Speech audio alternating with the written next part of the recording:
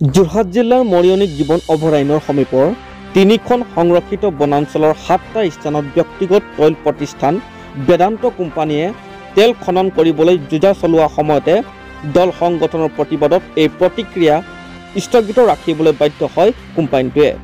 আনহাতে অসম চৰকাৰৰ বন বিভাগে মৰিয়নীৰ ৩খন বনাঞ্চল তিৰু হিলছ, দিছৈ আৰু দিছৈবেলিৰ বনাঞ্চলত বেদান্ত কোম্পানীক তেল খননৰ অনুমতি প্ৰদান কৰিছে।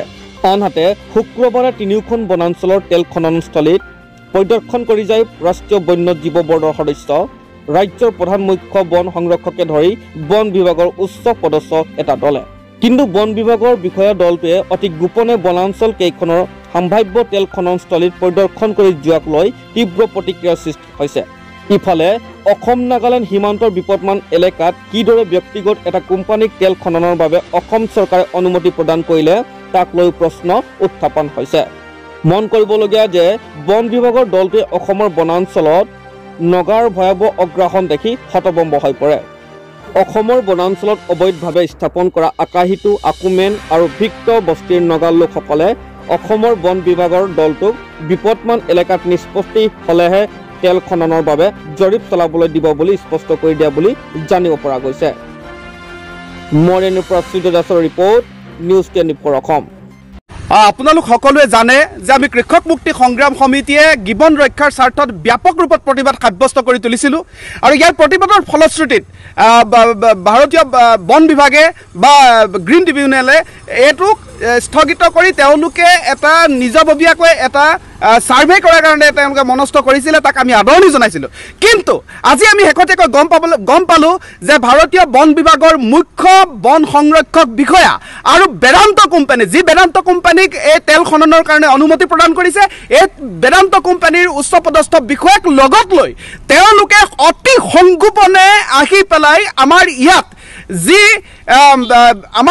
দিছৈ, তিৰু হিলছ আৰু দিছৈ ভেলী বনাঞ্চলৰ যি মানে নাগালেণ্ডৰ মানে নগা সম্প্ৰদায়ৰ লোকসকলে যি অবৈধভাৱে তেওঁলোকৰ বাসস্থান তৈয়াৰ কৰি তুলিছে, তাত যি তেল খননৰ কাৰণে বেদান্ত কোম্পানীক অনুমতি দিছে, তাত গৈ তেওঁলোকে ছাৰ্ভে কৰিবৰ কাৰণে গৈছিলে।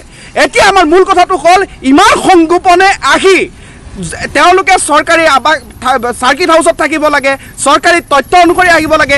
আমি যি ধৰণে আমি গণ সংগঠনবিলাকে ইয়াৰ বিৰুদ্ধে প্ৰতিবাদ কৰিছোঁ, প্ৰকৃতিবিদসকলে প্ৰতিবাদ কৰিছে, এই ৰাইজসকলক লগত লৈ এটা তেওঁলোকে যি ছাৰ্ভে কৰিব লাগিছিলে, কিন্তু ইয়াকে নকৰি অতি সংগোপনে আহি পেলাই তেওঁলোকে যি বেদান্ত কোম্পানীক লগত লৈ যি ধৰণে ছাৰ্ভে কৰিবলৈ আহিছে বা জৰীপ কৰিবলৈ আহিছে, এই কথাটোৱে আমাক আটাইতকৈ ৰহস্য গ্ৰহণ কৰি তুলিছে। আমাৰ স্পষ্ট কথা, এই ক্ষেত্ৰত ৱাইল্ড লাইফ বৰ্ডৰ অধ্যক্ষ আমাৰ মুখ্যমন্ত্ৰী হিমন্ত বিশ্ব শৰ্মাৰ হাত আছে নেকি, এই কথাটো আমাৰ প্ৰশ্ন। যদি নাই তেনেহ'লে ইমান মনে মনে আহি ভাৰতীয় বন সংৰক্ষক বিষয়া এজনে বেদান্ত কোম্পানীৰ উচ্চপদস্থ বিষয়াক লগত লৈ ইমান মনে মনে আহি জৰীপ কৰাৰ কি অৰ্থ থাকিব পাৰে?